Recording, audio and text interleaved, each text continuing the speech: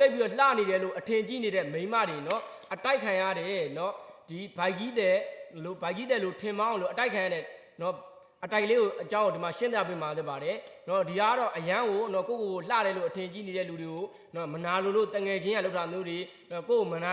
နာလို့တဲ့လူတွေကလောက်တဲ့အတိုက်မျိုးပဲဖြစ်ပါတယ်အရန်ကိုအခုတို့ကြီးမားတဲ့အတိုက်ခုပဲဖြစ်ပါတယ်ခြေရာယူကောက်အတိုက်လို့လည်းခေါ်တယ်ပေါ့နော်အရန်ကိုနည်းနည်းတဲ့တင်ရက်တွေထဲမှာခြေရာယူကောက်ကလည်းလုံးဝနာမည်ကြီးရဲ့အတိုက်တစ်ခုပဲဖြစ်ပါတယ်အဲ့တော့ဘလို့လောက်ကမလဲဆိုတော့လုတ်တဲ့ထုတ်ကိုအဲ့အယုတ်ကိုနော်ကြွနဲ့ထုတ်ပြီးထားမှာပေါ့နော်အဲ့ဆိုရင်တော့တိတ်မကြောက်ဘူးအဲ့မင်္ဂလေးကကိုဝင်ရှိသလိုနော်ထင်အောင်ထမရဖြစ်လာပြီးဘိုက်ကြီးကဖောင်းတက်လာပြီးတော့ပေါ့နော်လူကြီးသူမတို့လည်းကြောက်မှာပါနော်အဆက်တကွဲအကျိုးနဲ့ဖြစ်တယ်ဆိုတာနော်နောက်ပိုင်းကျရင်နော်အသက်ကိုပါသေစေနိုင်တဲ့အထိနော်အန်ဒီရဲ့အရန်များတဲ့ဒါအတိုက်တစ်ခုပဲဖြစ်ပါတယ်ခြေရာယူကောက်အတိုက်လွယ်ခေါ်တယ်နော်အရန်ကိုနော်ကိုလှနေတယ်လို့အထင်ကြီးခံရတဲ့လူတွေအတိုက်ခံတဲ့အတိုက်တစ်ခုပဲဖြစ်ပါတယ်နော်အဲ့တော့ကို